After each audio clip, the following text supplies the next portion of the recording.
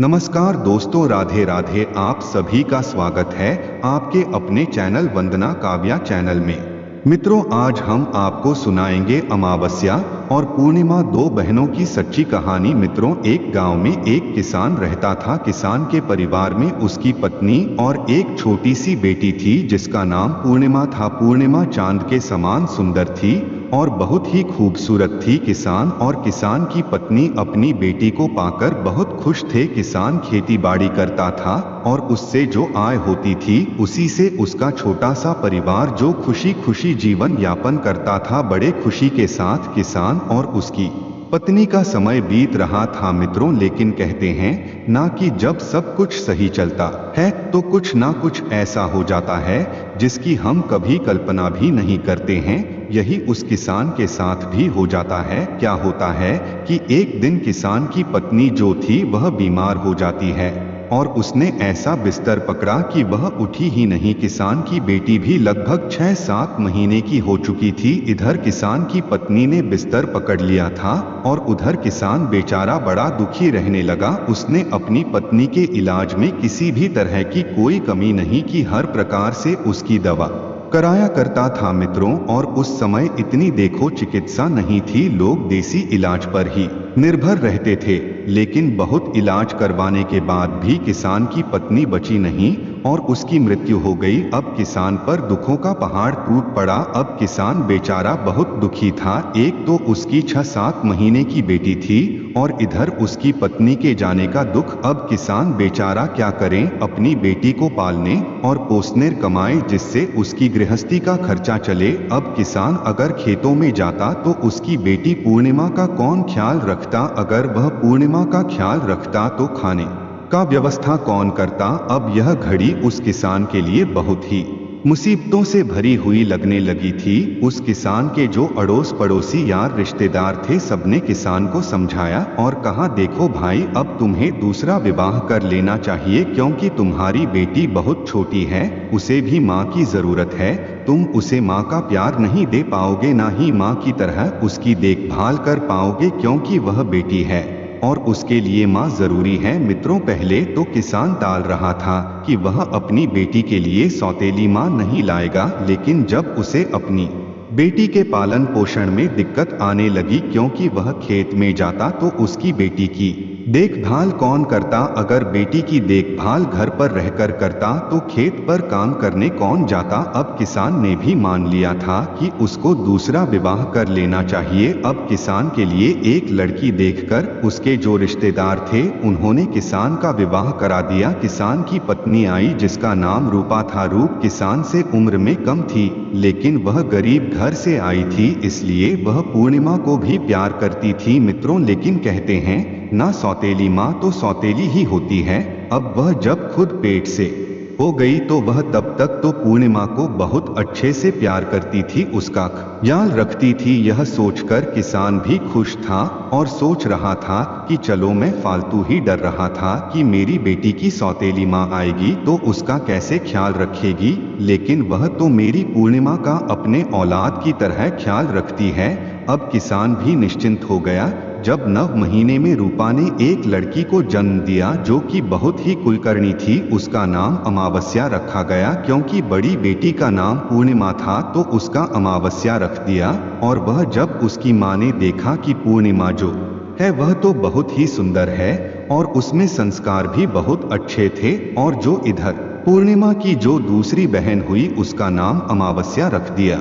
अपनी बेटी के होते ही पता नहीं रूपा में क्या बदलाव आया, वह पूर्णिमा को बहुत ही नफरत करने लगी। अब पूर्णिमा को फूटी आंख भी नहीं देख पाती थी। अब वह छोटी सी पूर्णिमा धीरे धीरे बड़ी होने लगी। मित्रों, कहते हैं ना कि जब बच्चा अभाव और बिना माँ बाप के पलता है, उनके प्यार के अभाव में तो बच्चा जल्दी समझदार हो जाता है। इधर छोटी सी पूर्णिमा अब 5 साल की हो गई थी। वह चलने लगी थी और अपनी तोतली जुबान से जो बातें करती थी, क्योंकि जो पूर्णिमा की माँ थी वह बहुत पूजा पाठ किया करती थी, इसलिए उसके संस्कारों की जो छवि थी वह पूर्णिमा पर दिखाई देती थी। वह छोटी थी तभी जल भर कर ले जाती और शिवलिंग पर चढ़ा दिया करती थी, लेकिन यही सब सोचते कि बचपन है और लेकिन उसकी माँ सौतेली माँ जो रूपा थी उसको पूर्णिमा का कोई भी काम नहीं सुहाता था। धीरे धीरे दोनों बच्चियां बड़ी हो रही थी। अब जो इसकी सौतेली माँ थी वह दोबारा से गर्भवती हो गई। इस बार उसने एक बेटे को जन्म दिया। अब तो उसका पारा 7वें आसमान पर था। अब तो वह पूर्णिमा को बिल्कुल नहीं देखकर खुश होती थी, वह तो अपने बच्चों में खुश रहती थी। किसान भी यह बात समझता था। वह अपनी बेटी को प्यार करता तो पूर्णिमा की सौतेली माँ घर में क्लेश करती थी, इसलिए किसान भी कुछ नहीं बोलता था। चुपचाप जो रूपा कहती थी उसी को सच मान लेता था।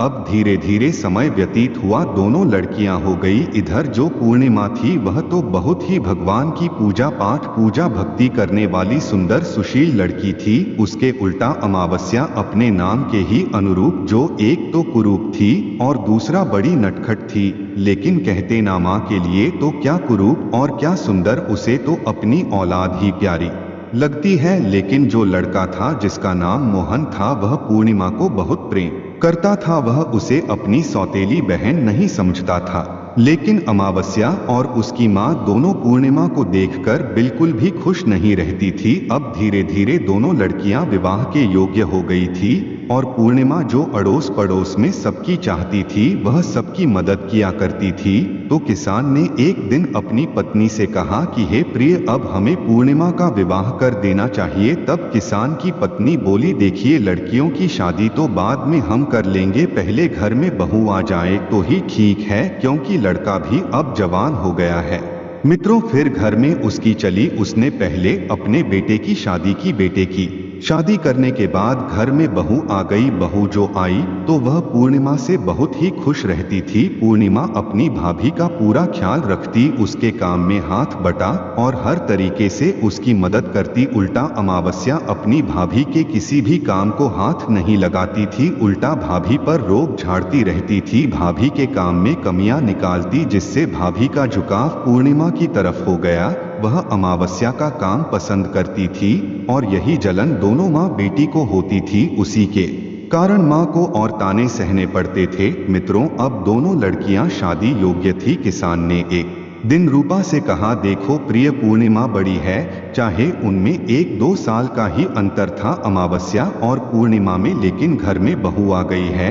अब दोनों बेटियों को अच्छा सा योग्य देखकर इनका विवाह हमें कर देना चाहिए। लेकिन सौतेली माँ तो बिल्कुल भी नहीं चाहती थी कि पूर्णिमा किसी अच्छे घर में जाए। वह कहने लगी, है पतिदेव, देखिए पूर्णिमा के लिए अगर आप बढ़िया घर देखेंगे तो उसके लिए कहाँ से इतना दान दहेज देंगे। हमारे कोई एक बेटी तो है नहीं, हमारे 2-2 बेटियां हैं। पूर्णिमा तो वैसे भी काम में फुर्दिल है। एक काम कीजिए, पूर्णिमा के लिए कोई साधारण सा घर देख दीजिए।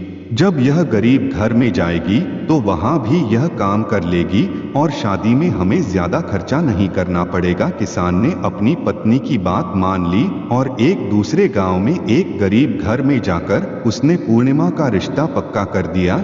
जब रिश्ता पक्का करके किसान घर आया तो उसने अपनी पत्नी को बता दिया, कहा, हे प्रिय, हमने पूर्णिमा का रिश्ता तय कर दिया है और अब हमें अपनी पुत्री का विवाह जल्द ही कर देना चाहिए। यह सुनकर उस किसान की पत्नी रूपा बहुत खुश हुई और बोली, अजी देखिए, मेरी एक बात और मान लीजिए, आप अमावस्या का रिश्ता किसी अच्छे घर में कर दीजिए, क्योंकि यह तो बहुत नटखट है, कम खर्च में यह खर्चा भी नहीं चला सकती। इसके लिए तो कोई अच्छा घर होना चाहिए। और एक काम कीजिए, एक ही दिन दोनों की शादी कर देंगे, दोनों की बारात एक दिन आएगी तो हमारे बहुत सारे खर्चे बच जाएंगे। किसान को अपनी पत्नी की यह बात उचित लगी और उसने दूसरे गांव में, जिसमें उसने अपनी बड़ी बेटी पूर्णिमा का रिश्ता तय किया था, उसी में जाकर अपनी छोटी बेटी अमावस्या का रिश्ता एक सेठ के घर में कर दिया। सेठ के घर में तय करके वह घर आ गया। अब पूर्णिमा की जो सौतेली माँ थी वह बहुत खुश थी कि मेरी बेटी तो ठाठ से रहेगी और यह सौतेली बेटी दुख ही भोगेगी मित्रों। लेकिन जो उसकी भाभी थी उसको बड़ा अजीब लगा। वह अपनी सास से कहने लगी, माँ जी यह आपने सही नहीं किया। लेकिन सास की बेटी के आगे उसकी कुछ चलती नहीं थी, इसलिए वह हो गई कर भी कुछ नहीं सकती थी। दोनों की बारात एक दिन आई अमावस्या के लिए, तो किसान और उसकी पत्नी ने जो भी उन पर बना अपनी हैसियत से ज्यादा दहेज दिया, लेकिन बेचारी पूर्णिमा को उन्होंने ऐसे ही विदा कर दिया। बिना माँ की बेटी वहां से विदा होकर अपने ससुराल आ गई। ससुराल में आकर पूर्णिमा ने अपने अच्छे व्यवहार से अपने ससुराल में सबका दिल जीत लिया।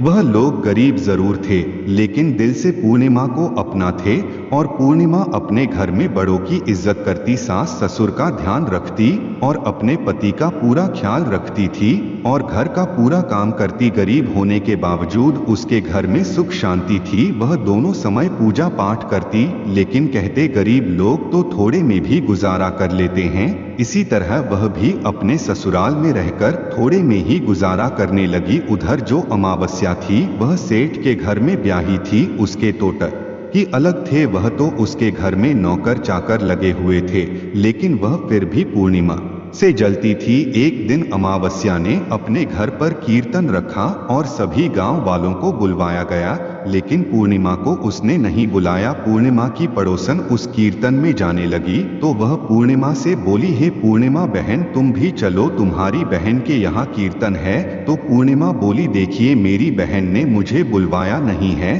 तो बिना बुलाए मैं उसके कीर्तन में कैसे जा सकती हूँ। पड़ोसन कहने लगी, देखो पूर्णिमा बहन, कीर्तन में जाने के लिए कोई बुलावे की जरूरत नहीं होती है, वहाँ तो पूजा पाठ होता है, भगवान को याद किया जाता है, भगवान की पूजा अर्चना की जाती है, भजन कीर्तन होता है। जितने ज्यादा से ज्यादा उसमें लोग शामिल हो जाएं, उतना ही पुण्य प्राप्त होता है। मित्रों, धार्मिक विचारों की तो थी ही पूर्णिमा। पड़ोसन की बात सुनकर उसके साथ चली गई। जब वह अपनी बहन के घर पहुंची तो पूर्णिमा को देखते ही उसकी बहन अमावस्या उस पर क्रोधित हो गई और उससे कहने लगी, तुझे बुलाया नहीं फिर भी तू मेरे घर चली आई। वह कहने लगी, मैं तो पूजा पाठ की वजह से तुम्हारे घर आ गई हूँ। वह कहने लगी, तो अच्छा ठीक है, अगर तुम मेरे घर आ गई हो तो चुपचाप एक कोने में बैठ जाओ, किसी से कुछ नहीं कहना। वह बेचारी चुपचाप एक कोने में बैठ गई। भजन कीर्तन हुआ,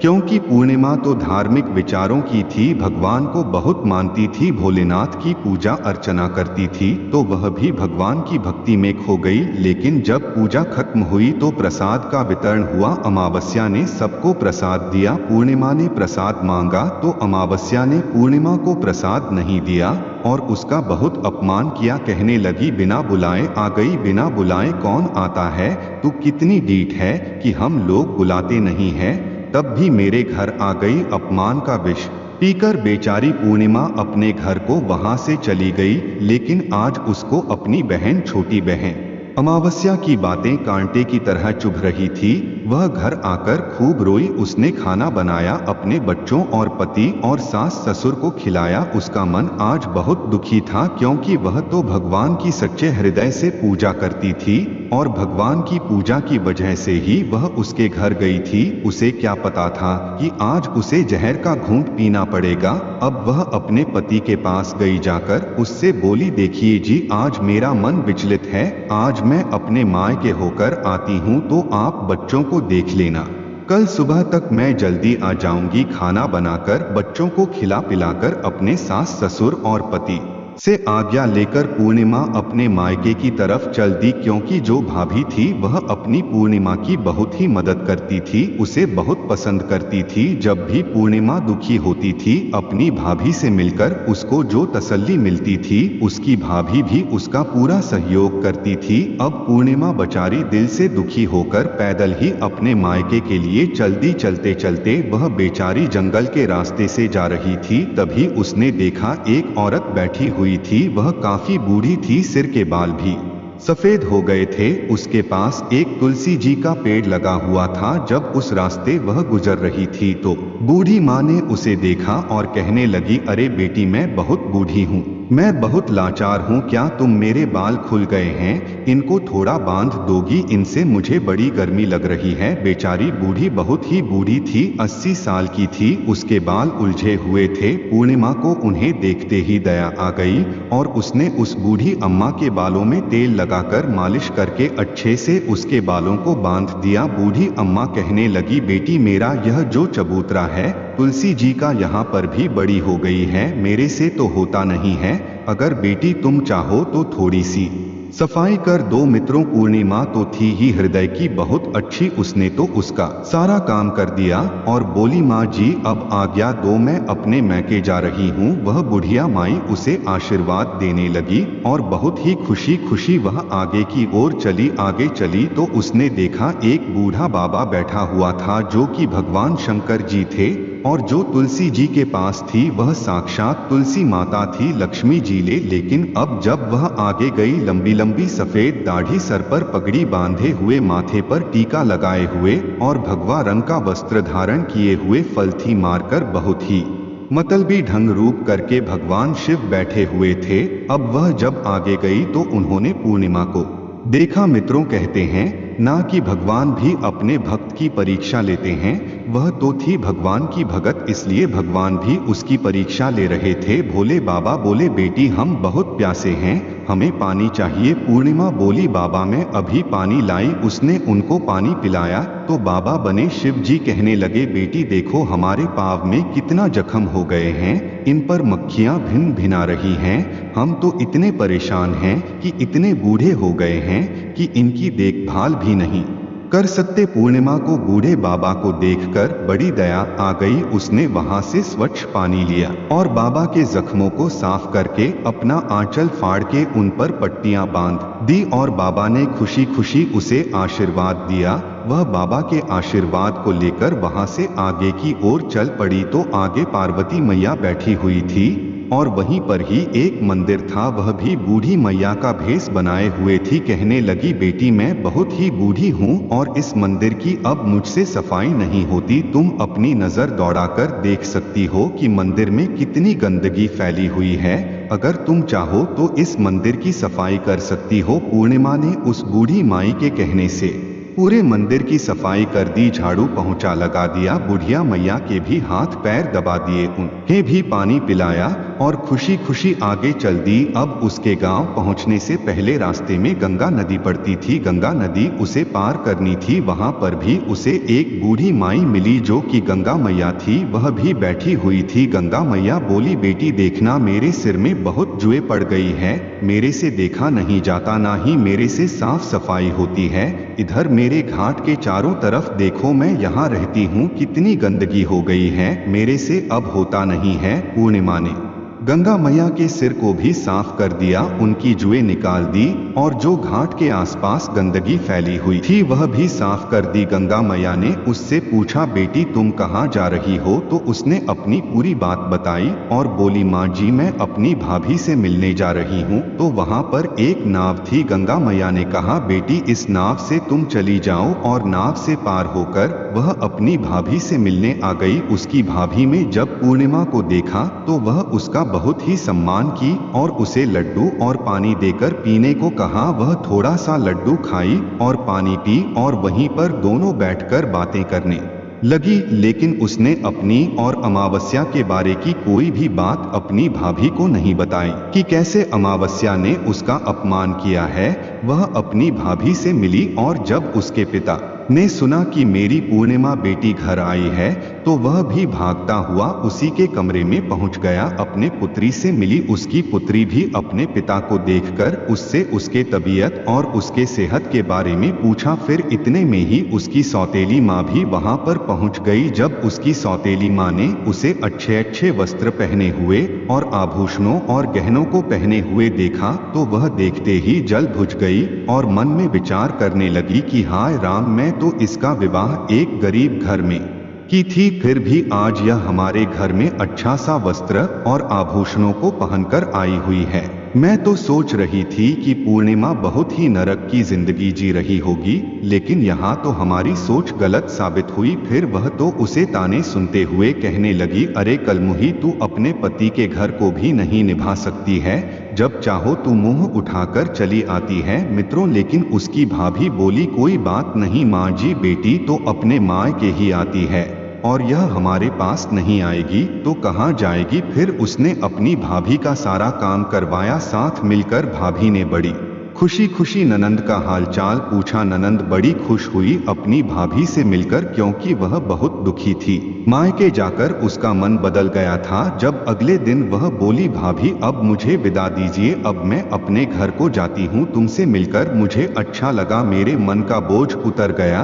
लेकिन फिर भी उसने अमावस्या वाली बात अपनी भाभी को नहीं बताई। दोस्तों, जाते टाइम कहते हैं, मायके से कभी भी बेटी खाली हाथ नहीं आती है। तो उसके भाभी भैया ने भेंट स्वरूप अपनी बहन को एक साड़ी दी। उस साड़ी को लेकर वह खुशी खुशी चलती चलते चलते फिर वह उसी गंगा नदी पर आई जहां गंगा मैया बैठी हुई थी। गंगा मैया कहने लगी, अरे बेटी, तुम तो वही हो ना जिन्होंने कल मेरी बड़ी मदद की। मेरे पास बेटी ले, यह थोड़ी सी रेत है, यह ले जा। और उसने पल्लू पसार लिया। बोली, मैया आशीर्वाद में जो तुम दोगी मुझे वह मंजूर है। गंगा मैया ने अपनी रेत उठाई और उसकी आंचल में रख दी। वह लेकर वहां से आगे चल दी। आगे चली तो उसे पार्वती मैया मंदिर के पास मिली और कहने लगी, अरे बेटी, तुम तो कल वाली बेटी हो ना, तुम जैसी सच्चे हृदय वाली, जिसने मेरी इतनी मदद की। इतने लोग आते हैं पर कोई हमें पूछते भी नहीं है, घृणा करके निकल जाते हैं।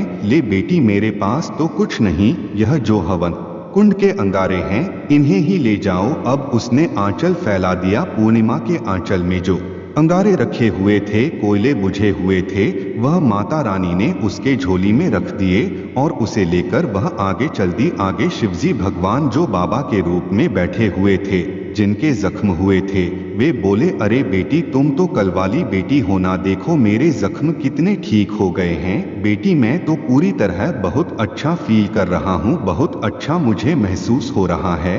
लेकिन बेटी, मेरे पास तो कुछ नहीं है, यह थोड़ी सी भभूत है, यह ले लो। पूर्णिमा ने अपना आंचल फैला दिया और भोले बाबा ने उसमें अपनी भभूत धर दी और फिर वह वहां से चल दी। खुश खुशी वह अपने घर जा रही थी। रास्ते में फिर वही बुढ़िया मिली जिसके सफेद बाल थे। वह बोली, अरे बेटी, तुम तो कल वाली बेटी हो ना, देखो बेटी, अब मेरी तुलसी भी लहला रही है ना, तुमने इसे सींच दिया। और देखो, तुमने मेरी इतनी सेवा की बेटी, मेरे पास देने के लिए तो कुछ नहीं है। उसने थोड़ी सी तुलसी की पत्ती तोड़ी और पूर्णिमा को दे दी। पूर्णिमा ने भी अपना आंचल पसार कर उनको ले लिया और वहां से अपने घर को चल दी। घर जाकर उसने सबकी पोटली बनाई और घर के एक कोने में रख दी और शाम हो गई थी। जाकर अपने घर के काम में लग गई। बच्चों के लिए खाना बनाया, घर की साफ सफाई की, अपने सास ससुर को खिलाया, पति को खिलाया, बच्चों को खिलाया और खुद भी खाकर सो गई।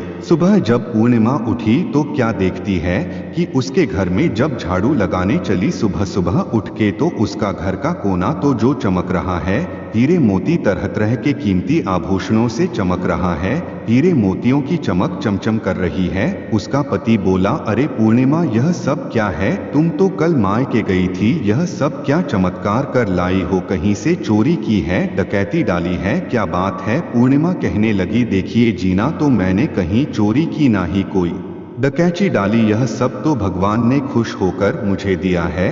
और वह कल जब दुखी थी तो यह बात उसने अपने पति को भी नहीं बताई थी कि उसकी बहन अमावस्या ने उसका कितना अपमान किया था। वहां से लेकर उसने अपने मायके तक की। जब वह गई, रास्ते में कौन कौन मिले, सारी बात अपने पति को बता दी। तो उसके पति ने भी हाथ जोड़ लिया और कहा, हे प्रिय, तुम तो साथ साथ भगवान के दर्शन करके आई हो। पूर्णिमा, तुम सच्चे हृदय की सच्ची औरत हो, तुम दुख सुख सबका जानती हो, सबके दुख में ख होती है। भगवान ने तुमसे प्रसन्न होकर ही तुम्हारे दुखों का अंत कर दिया है। अब तो पूर्णिमा के तो दिन ही बदल गए थे। जिसके दिन भगवान स्वयं बदले, भला कौन है उसे रोकने वाला। पूर्णिमा के दिन बदल गए। अब तो पूर्णिमा का घर भी राजाओं और महाराजाओं के जैसा सोने का राजमहल भी बन गया। अब पूर्णिमा के घर में किसी चीज की कोई कमी नहीं थी। जहाँ पर छप्पर झोपड़ी पड़े हुए थे वहाँ पर अच्छा सा सोने का महल बन गया। अब तो पूर्णिमा की तो सारे गांव में वाहवाही हो गई कि पता नहीं ऐसा क्या चमत्कार हुआ है जो पूर्णिमा का घर इतने सारे धन दौलत से भर गया। मित्रों, जब ऐसा कोई काम होता है तो आसपास के गांवों तक भी चर्चा फैल जाती है। यही चर्चा अमावस्या तक भी पहुंची। अमावस्या को सुनकर बड़ा दुख हुआ। वह दौड़ी दौड़ी पूर्णिमा के घर आई और बोली, पूर्णिमा सच सच बता, तू इतनी अमीर कैसे हो गई? तुझे तो गरीब रहना था। देख, तू मुझसे ज्यादा अमीर नहीं हो सकती। उसकी तो घमंड भरी बातें थी। वह कहने लगी, हे बहन अमावस्या, तुम कौन हो मुझे गरीब अमीर करने वाली? भगवान जिसको देता है छप्पर फाड़ के देता है। भगवान की मर्जी के बिना तो कोई पत्ता तक भी नहीं हिलता है। फिर यह तो भगवान की देन है और मेरी किस्मत है कि भगवान ने मेरी किस्मत सुधार दी। फिर से उसकी बहन अमावस्या कहने लगी, देख, तू सच सच बता, नहीं तो मैं राजा से जाकर शिकायत करूंगी। पूर्णिमा ने उसे सारी बात सच सच बता दी कि कैसे कैसे वह गई और कौन कौन उसे मिले जब वह अपने मायके गई और कैसे उसके घर में धन का ढेर लग गया। अपनी कहानी बताई। उसकी कहानी सुनने के बाद में अमावस्या ने कहा, ठीक है, अब मैं भी पिहर जाऊंगी। बोली, तू मेरा अपमान कर। पूर्णिमा ने कहा, हे बहन, मैंने तो आज तक किसी का अपमान नहीं किया। फिर गुस्से से वह अपने घर गई। अपने पति से कहने लगी, देखो जी, तुम मुझसे लड़ाई करो और मुझे मारो। उसका पति उसकी ऐसी बातें सुनकर वह कहने लगा, अमावस्या, तुम क्या कह रही हो? आखिर उसने कहा, हाँ जी, मुझे मारो। उसके पति ने उसे जोर से 2-4 तमाचे धर दिए। फिर वह वहां से अपने मायके की ओर चल दी।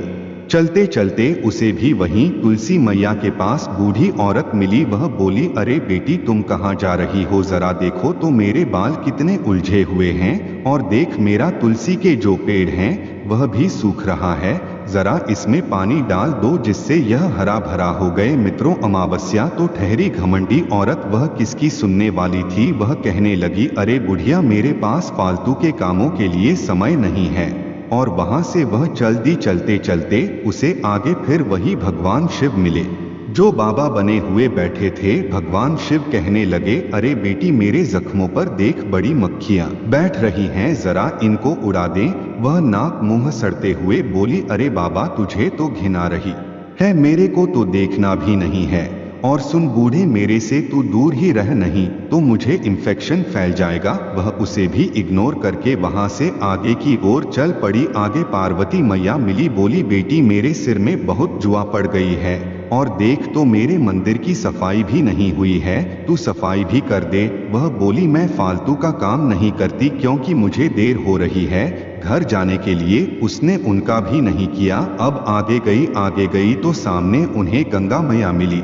गंगा मैया ने भी कहा, बेटी, मेरे घाट की सफाई कर दे और मेरा सिर भी दुख रहा है, जरा इसे दबा दे। फिर उसने कहा, देख बुढ़िया, मुझे समय नहीं है, मैं किसी अच्छे काम के लिए जा रही हूँ, मुझे टोको मत। और वह गंगा जी पार करके अपने पियर पहुँच गई। ना भाभी से मिली और ना कुछ, कहीं जाके सीधा माँ के पास बैठ गई और लगी पूर्णिमा की चुगलियाँ करने ने। वह बोली, माँ, पूर्णिमा आई थी, भाभी ने उसे बहुत कुछ दे दिया, घर से इतना भर के दिया है, उसके तो दिन ही बदल गए। पूर्णिमा ने अपनी माँ और उसकी भाभी की लड़ाई करवा दी। घर में वह कहने लगी, माँ जी, मैंने तो एक साड़ी के अलावा पूर्णिमा को कुछ नहीं दिया। लेकिन बेटी के कहने में आकर रूपा ने अपनी बहू के साथ काफी झगड़ा किया।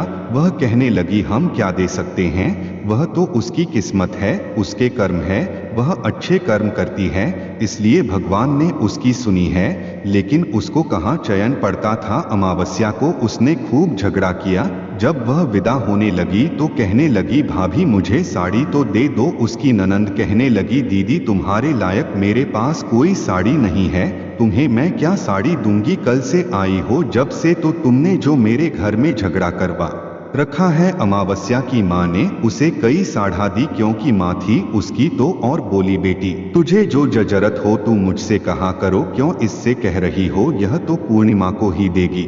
इसकी तुम नानंदवान अनंद नहीं हो, इसकी तो वही ननंद लगती है। तरह तरह के ताने वह अपनी भाभी को सुनाकर वहां से चलती चलते चलते गंगा मैया के पास पहुंची तो गंगा मैया बोली, अरे बेटी ले, मेरे पास थोड़ी सी रेत है, ले जा। अमावस्या ने कहा, रेत ही देगी। बुढ़िया को तभी याद आया कि हाँ, पूर्णिमा को भी रेत मिली थी। उसने अपनी आंचल में रेत ले ली और वहां से चलती आगे गई तो फिर वहां पार्वती मैया मिली। पार्वती मैया बोली, बेटी ले, मेरे पास से तू यह अंगार ले जा। वहां से वह कोयले का अंगार ले ली और अपने आंचल में रखकर चलती चलते चलते वह भगवान भोले बाबा के पास पहुंच गई, जो बाबा बने बैठे हुए थे। उसके पास जाते उसे घिन लगने लगी तो अमावस्या ने कहा, अरे बाबा, तू तो दूर ही रह, तुझसे ना चाहिए मुझे कुछ भी। और वहां से चल दी आगे। तुलसी जी का पेड़ पड़ा और वहीं पर बुढ़िया माई बैठी हुई थी तो वह बोली, मैया तू दे दे मुझे। उन्होंने भी तुलसी के पत्ते दे दी और कहा, बेटी ले, तू भी ले जा।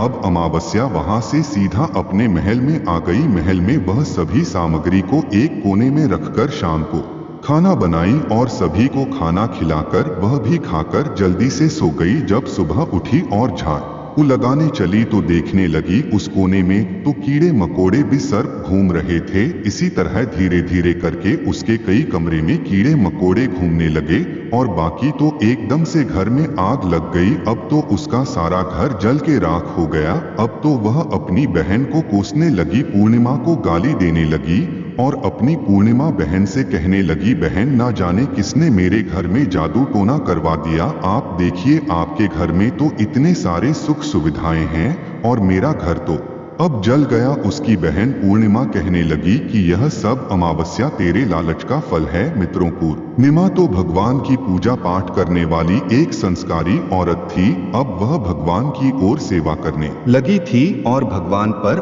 और उसका अटूट विश्वास होने लगा था। उनकी श्रद्धा में अब वह कोई भी कमी नहीं छोड़ती थी। अब तो वह सबके दुख सुख में साथ देती थी। फिर उसकी माँ रूप अमावस्या से कहती है, हे बेटी, तूने जो कुछ भी किया वह लोभ के कारण किया है, इसलिए तेरे साथ भगवान ने ऐसा कर दिया है। अब तू इससे सबक सीख ले ताकि आने वाले टाइम में तू अच्छी बन सके और पूर्णिमा जैसा व्यवहार कर तो तेरे भी दिन सुधर जाएंगे। लालच करना बुरी बात है। तूने जो भी किया और मैंने जो भी किया, देखिए वह बहुत बुरा है। उसी का परिणाम आज तुम्हें देखने को मिल रहा है। तेरे घर में इतना माल भंडार भरा हुआ था, लेकिन आज तेरे पास कुछ भी नहीं है। और तेरी बहन जो पूर्णिमा है, उसके पास आज सोने और चांदी हीरे मोतियों से भंडार भरा हुआ है। वह सबके दुख सुख में साथ देती थी, इसलिए भगवान ने उसकी सुन ली। मित्रों, हम भगवान से प्रार्थना करते हैं कि हे प्रभु, जैसे पूर्णिमा के दिन बदले हैं वैसे सभी के दिन बदल जाएं और जैसे अमावस्या के दिन बुरे आए हैं ऐसे किसी के दिन ना आए। मित्र, उसके भी दिन इतने बुरे नहीं आते, लेकिन उसने अपनी बहन के साथ में जो इतनी घिनौनी हरकत की थी इसीलिए भगवान ने उसका बुरा दिन ला दिया। मित्रों, यही थी अमावस्या और पूर्णिमा दोनों बहनों की कहानी। मित्रों, अगर यह कहानी आप लोगों को पसंद आई हो तो कमेंट बॉक्स में हर हर महादेव लिख करके वीडियो को लाइक करके चैनल को सब्सक्राइब करके बेल आइकन ऑल पर प्रेस कर लीजिए, जिससे आप सभी लोगों को प्राचीन कथाएं और कहानियां सबसे पहले प्राप्त हो सके। मित्रों, वीडियो को पूरा देखने के लिए आप सभी लोगों का धन्यवाद।